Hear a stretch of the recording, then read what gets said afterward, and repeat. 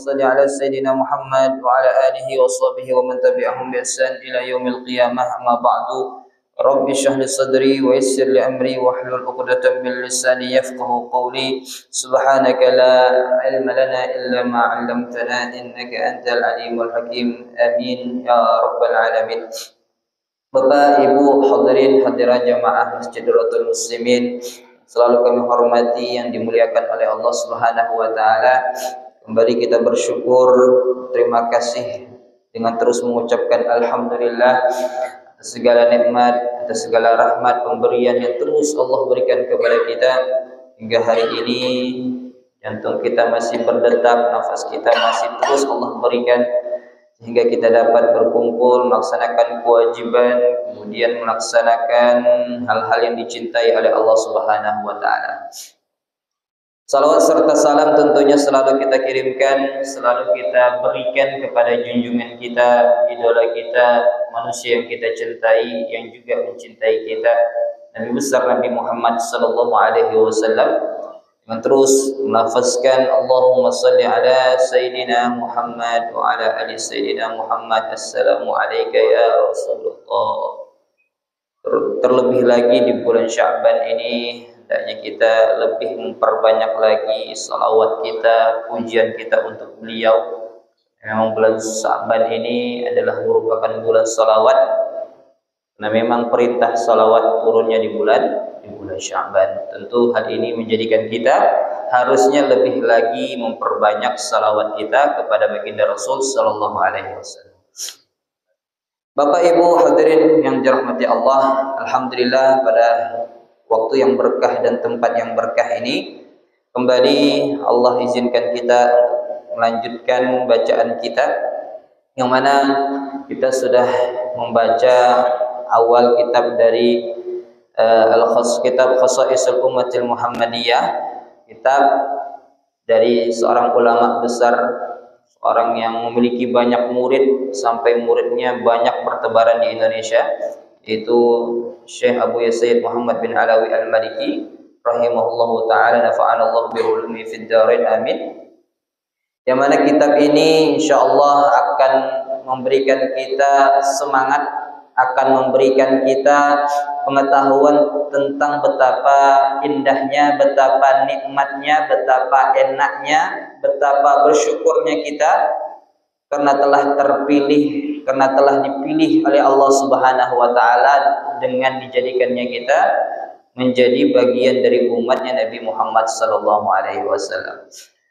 Yang mana ada keistimewaan, ada keutamaan, ada kelebihan yang hanya Allah berikan kepada kita, yang mana Allah tidak berikan kepada umat-umat sebelumnya. Kemarin kita sudah baca yang pertama di antara keutamaan, di antara keistimewaan yang Allah berikan secara umum untuk seluruh umatnya Nabi Muhammad SAW. Yang pertama adalah Raf'ul Isru, yaitu Allah mengangkat beban. Keistimewaan umatnya Nabi Muhammad yang pertama, Allah angkat beban dalam syariat umat Islam, yang mana beban itu beban yang sangat berat yang Allah berikan kepada umat-umat terdahulu, tapi Allah angkat, Allah hapus sehingga umatnya Nabi Muhammad tidak diperintahkan melakukan syariat yang berat, yang sangat membebani seorang manusia. Makanya Allah katakan la yukallifullahu nafsan illa wus'aha. Allah tidak akan menguji, Allah tidak akan membebankan syariat kepada umatnya Nabi Muhammad melebihi kapasitas seorang manusia. Dimana kalau kita selalu berdoa, yang doa itu diberikan juga oleh Allah kepada kita, Rabbana wa la tahmil alaina isran. Ya Allah, janganlah engkau bebankan kepada kami beban-beban yang sangat berat sebagaimana beban itu engkau berikan kepada umat-umat terdahulu. Jadi Allah karena cintanya kepada Nabi Muhammad, keberkahan kecintaan Allah kepada Nabi Muhammad membuat umatnya Nabi Muhammad menjalankan syariat dengan sangat mudah, sehingga tidak ada beban yang berat dalam syariat Islam ini. Di sini disebutkan apa saja contoh-contoh beban yang berat itu. Di antara yang pertama kemarin kita sebutkan Kalau umat-umat terdahulu, mereka kalau bajunya kena najis, kena kotoran yang najis, maka cara untuk mensucikannya adalah dengan dipotong kainnya, dipotong bajunya yang kena najis. Cara sucikannya adalah dipotong, tak bisa disucikan dengan air. Berbeda dengan umatnya Nabi Muhammad, kalau bajunya kotor, bajunya kena najis, maka cara menghilangkan najisnya cukup gampang, yaitu dengan menggunakan air. Kemudian kita sebutkan bahwa umat-umat terdahulu, mereka khususnya para wanita yang haid, mereka dijadikan sebagai seorang manusia yang hina, sehingga wanita yang haid ini tidak boleh, jangankan tidur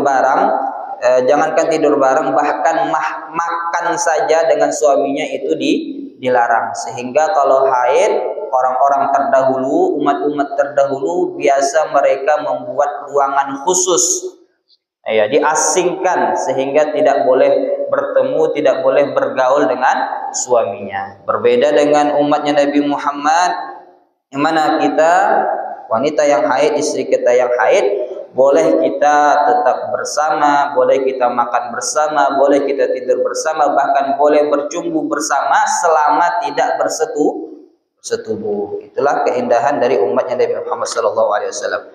Kemudian yang ketiga contohnya adalah ta'yinul qisas, bahwasanya umat-umat terdahulu hukuman qisas itu, kalau ada orang yang membunuh seseorang tapi tak sengaja, tetap dia harus diqisas atau dihukum mati. Berbeda dengan umatnya Nabi Muhammad, kalau dia membunuh karena tidak ada unsur ketersengajaan, misalkan dia tidak sengaja, tidak ada niatan untuk membunuh, lagi nembak burung, ternyata panahnya kena manusia, kemudian meninggal, maka karena tidak adanya ketersengajaan, nanti adanya hukum yang lain. Tidak selamanya harus qisas. Ada namanya diyat, ada namanya tebus, atau namanya denda, semacam denda yang diberikan kepada keluarga korban. Nah, jadi ada aturan-aturan yang meringankan umatnya Nabi Muhammad SAW yang berhubungan tentang qisas ini. Kemudian qatlun nafsi bit taubah, bahwasanya umat-umat terdahulu, khususnya umatnya Nabi Musa alaihissalam, ketika mereka menyembah patung Samiri, kemudian Nabi Musa alaihissalam marah, kemudian Allah turunkan kepada Nabi Musa wahyu, bahwasanya kalau umatmu ingin bertaubat dari kesyirikan mereka, maka caranya adalah faqtulu anfusakum, maka cara bertaubatnya adalah dengan bunuh diri, membunuh dirinya, atau dibunuh oleh orang yang tidak syirik kepada Allah Subhanahu wa taala. Jadi cara taubatnya umatnya Nabi Musa alaihissalam dari kesyirikan adalah dengan membunuh dirinya.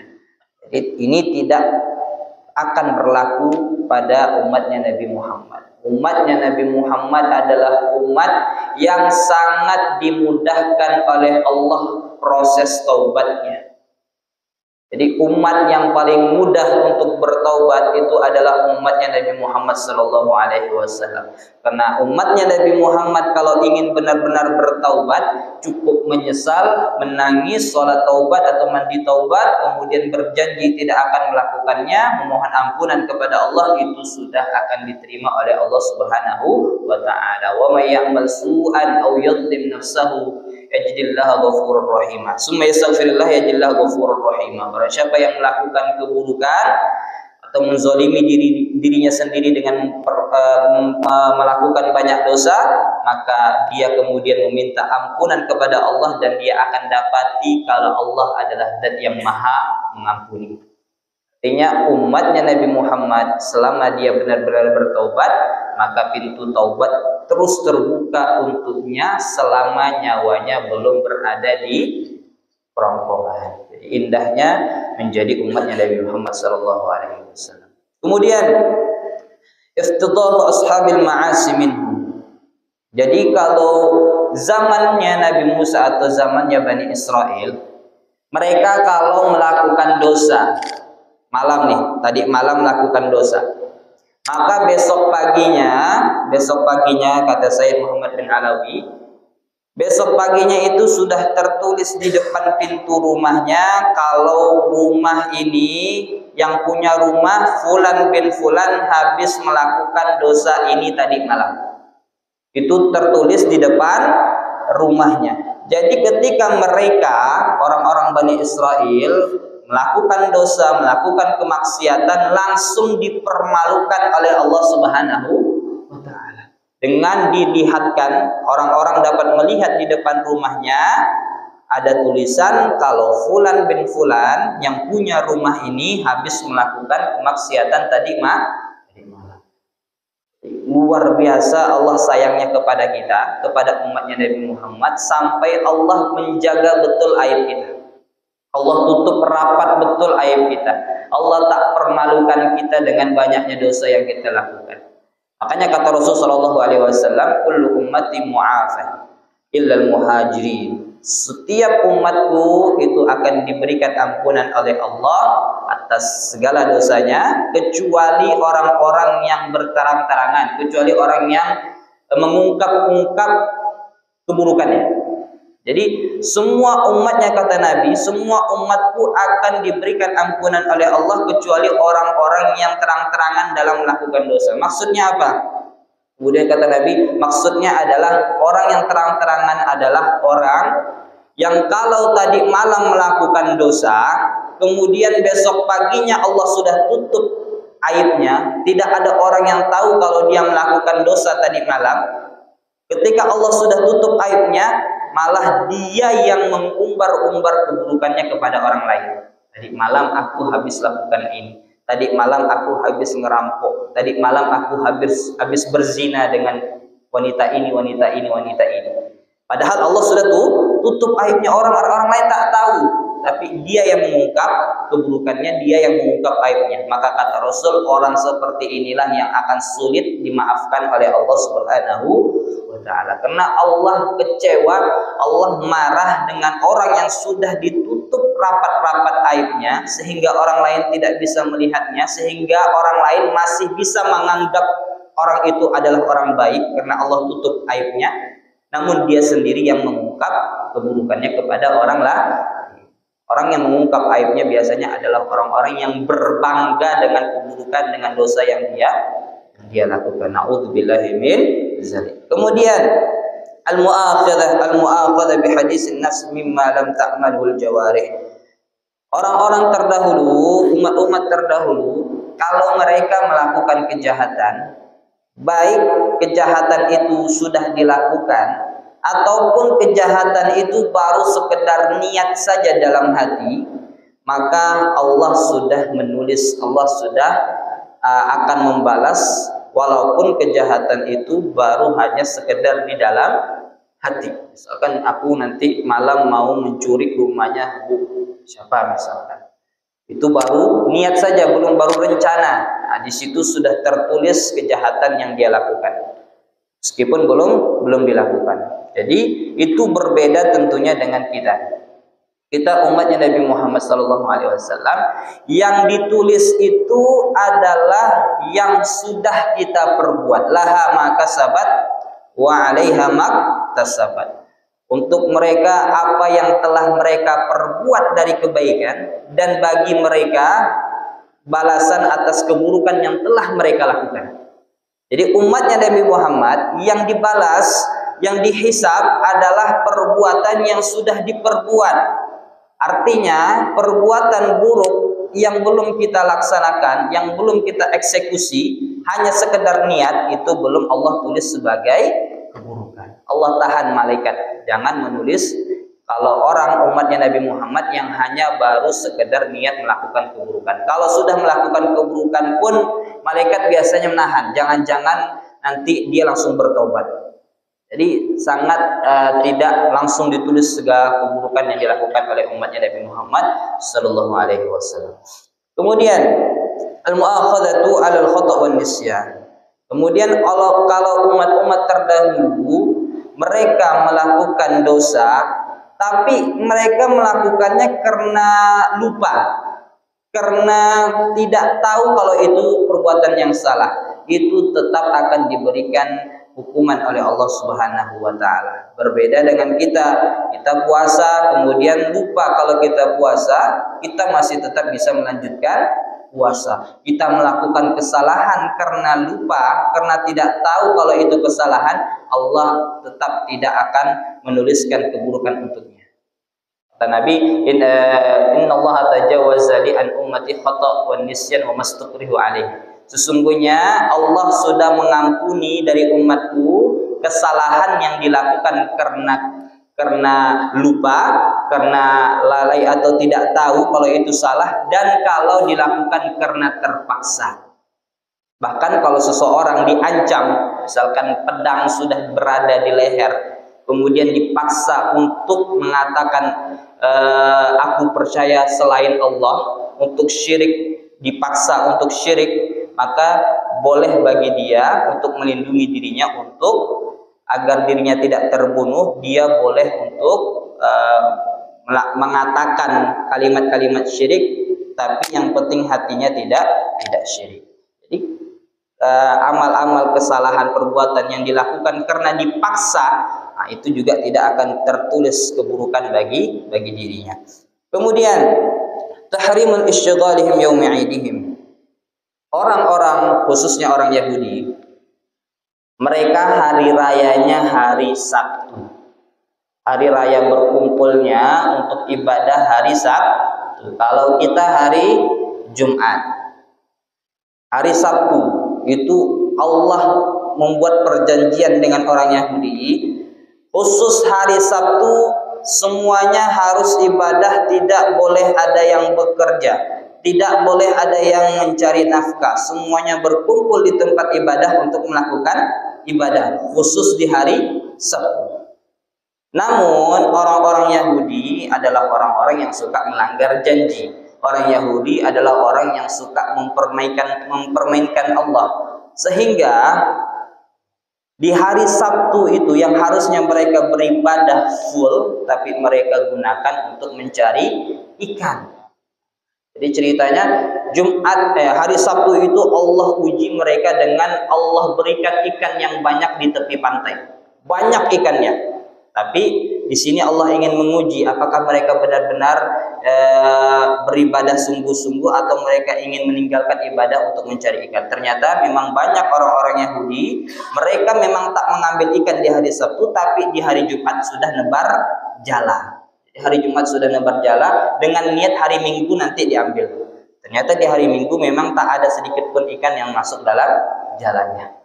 Karena mereka melanggar janjinya Allah, maka kata Allah, kunu qiradatan khasi'in. Allah untuk menjadi monyet. Jadi pernah terjadi dalam sejarah kehidupan manusia, ada sekelompok umat yang dikutuk oleh Allah sehingga wajahnya berubah menjadi monyet, jadi kera.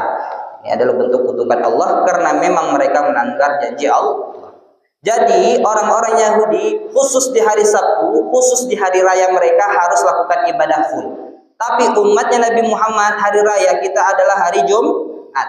Apakah di hari Jumat kita tetap harus full beribadah selama satu hari penuh? Tidak. Yang Allah perintahkan adalah ya ayyuhalladzina amanu idza nudiya lis-salati min yaumil jum'ah fas'au ila dzikrillah wa dzarul bai'. Yang Allah perintahkan adalah wahai orang-orang yang beriman, kalau sudah dengar azan salat Jumat, maka tinggalkanlah segala apapun, pergilah engkau segera ke masjid untuk salat, untuk mengingat Allah. Tinggalkan jual beli, tinggalkan segala aktivitas untuk mencari nafkah, fokuskan untuk salat Jumat. Tapi kalau sudah sholat Jumat, apa yang Allah katakan? Apakah Allah tetap menyuruh kita berada di masjid? Tidak. Nah, kata Allah, fa idza qudiyatis sholatu fantashiru fil ardh. Kalau sudah selesai sholat, maka bersebarlah kalian, pergilah kalian mencari berkah, mencari kemuliaan, mencari rezeki di buminya Allah Subhanahu wa taala. Jadi di hari Jumat, di hari rayanya umatnya Nabi Muhammad, Allah hanya ingin kita fokus ibadah ketika sholat Jumat. Adapun setelah sholat Jumat, setelah zikir, maka kata Allah, bertebarlah kalian, pergilah kalian ke muka bumi ini, ke penjuru bumi ini untuk mencari fadilah, mencari rezeki dari Allah Subhanahu wa taala. Kemudian at-ta'un 'adzabu 'ala al-umam as-sabiqah. Kemudian ta'un, wabah penyakit. Wabah penyakit yang Allah berikan kepada satu kelompok, satu desa, satu negara. Wabah penyakit apapun itu bagi umat-umat terdahulu merupakan azab atau hukuman untuk mereka. Misalkan mereka tidak mengikuti ajaran nabinya, sehingga Allah turunkan wabah penyakit kepada kota tersebut. Ini merupakan azab. Tapi ketika wabah penyakit Allah turunkan kepada umatnya Nabi Muhammad Sallallahu Alaihi Wasallam, misalkan kemarin kita hampir 2 tahun Allah turunkan wabah penyakit corona. Kalau umatnya Nabi Muhammad Sallallahu Alaihi Wasallam, ketika Allah turunkan wabah penyakit sehingga hampir semua satu kota, satu desa, satu negara terkena penyakit tersebut, maka itu bukan merupakan azab dari Allah, akan tetapi ujian dan rahmat dari Allah Subhanahu wa taala untuk umatnya Nabi Muhammad Sallallahu Alaihi Wasallam. Kenapa? Karena dengan penyakit, dengan wabah penyakit yang Allah berikan kepada umatnya Nabi Muhammad, Allah ingin umatnya Nabi Muhammad mendapatkan pahala besar dari kesabaran dalam menghadapi wabah-wabah penyakit yang Allah berikan. Dan kalau orang umatnya Nabi Muhammad ketika tertimpa wabah penyakit, dia sabar, dia ridho dengan penyakit yang Allah berikan, kemudian dia meninggal, kata Nabi, dia termasuk orang yang syahid. Jadi banyak keluarga kita, tetangga kita yang kita doakan agar mereka termasuk orang-orang yang syahid ketika mereka meninggal ketika mendapati wabah penyakit corona. Amin ya rabbal alamin. Kemudian tahrimu ba'd thayyibat min al-at'imah. Di antara hukumannya Allah berikan kepada orang-orang Yahudi, orang-orang Bani Israel, karena mereka suka melanggar janji, suka melampaui batas, suka mempermainkan Allah, mereka diharamkan makanan yang enak, makanan yang halal, makanan yang baik. Yang tadinya tidak haram bagi mereka, tapi karena mereka melakukan hal yang membuat Allah murka, sehingga Allah haramkan makanan tersebut untuk mereka.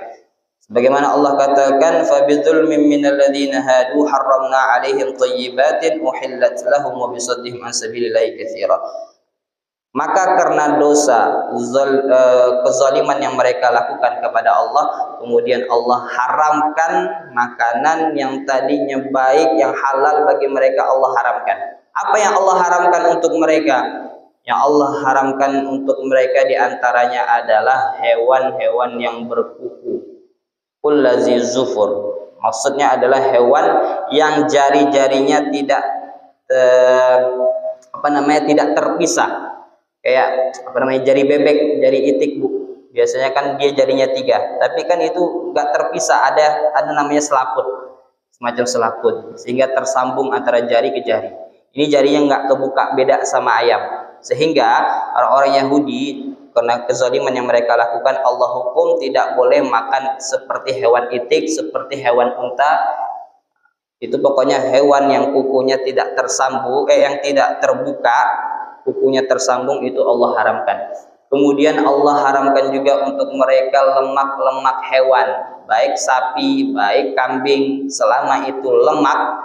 Saya kata kalau kita kan lemak dipakai buat kuah bakso, kuah soto, kuah apa, masih kita pakai lah kalau lemak, masih kita nikmati lemak-lemak itu. Tapi kalau orang-orang Yahudi, orang-orang Bani Israel, mereka haram untuk memakan lemak-lemak hewan, kecuali lemak-lemak yang ada di punggung atau di usus atau yang nempel di tulang, itu boleh bagi mereka, tapi selebih dari itu tidak boleh. Jadi banyak makanan-makanan yang tadinya halal menjadi haram untuk orang-orang Yahudi.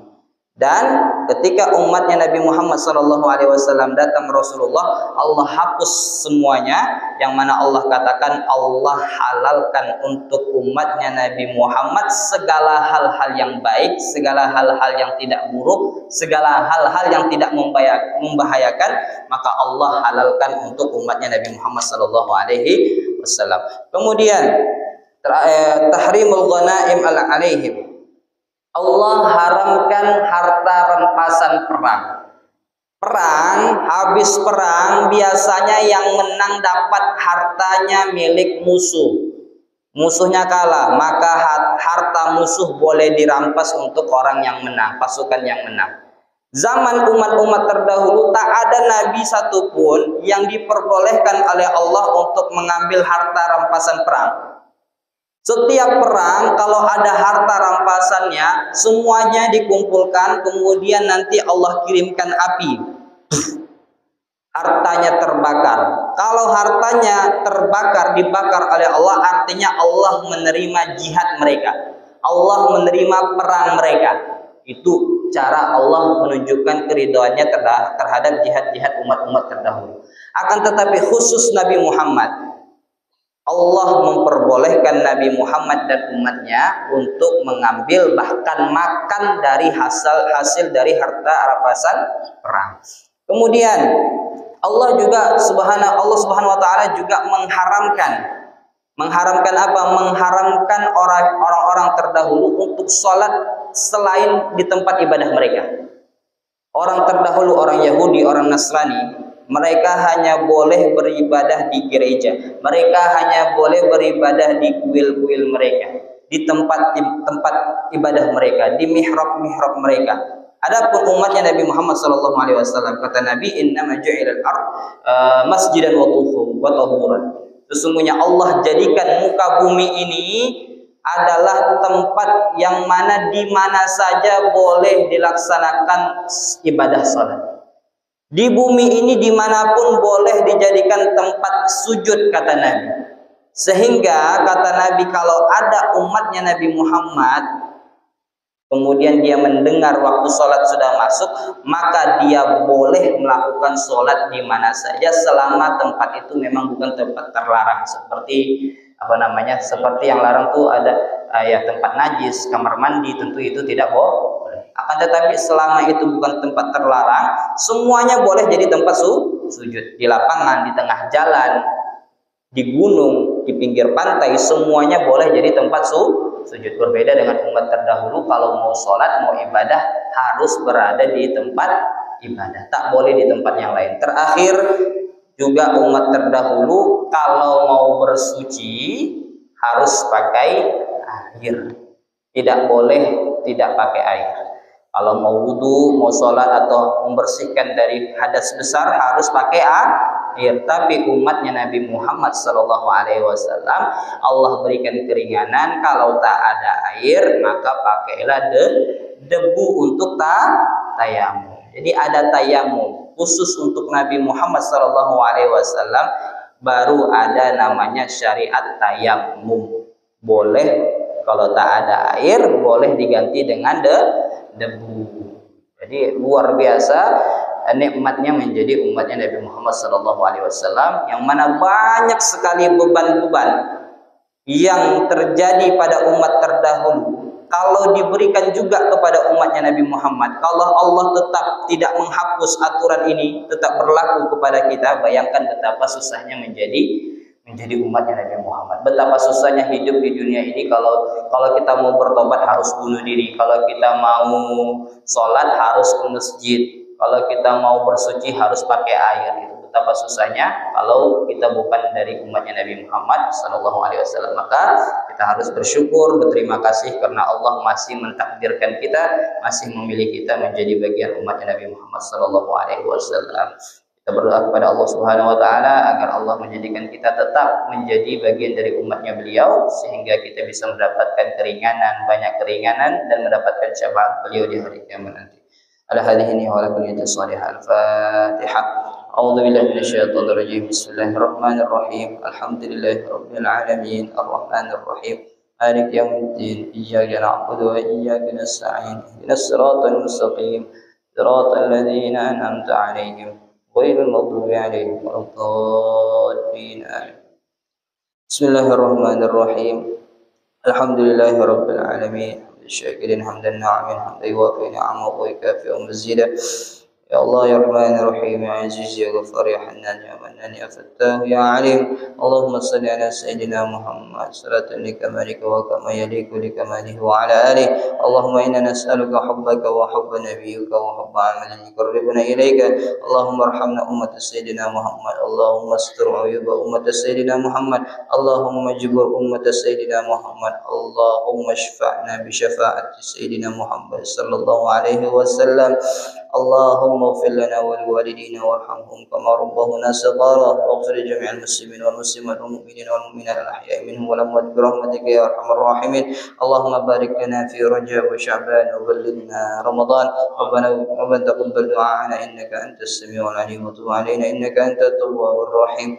ربنا آتنا في الدنيا حسنة وفي الآخرة حسنة وقنا عذاب النار.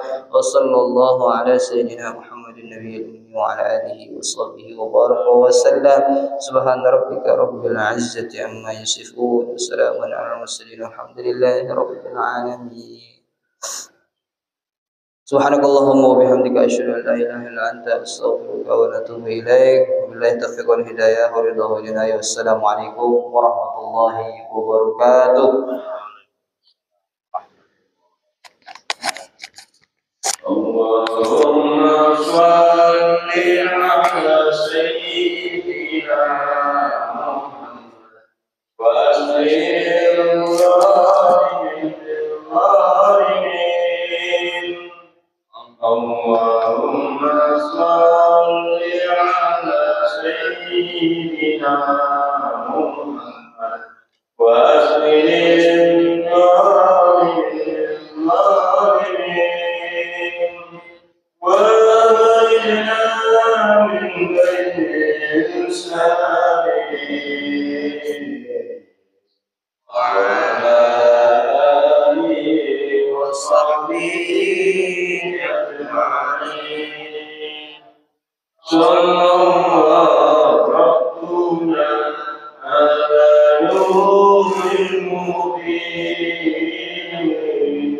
أحمد المصطفى سيد المرسلين وعلى آله وصحبه أجمعين وعلى آله وصحبه أجمعين.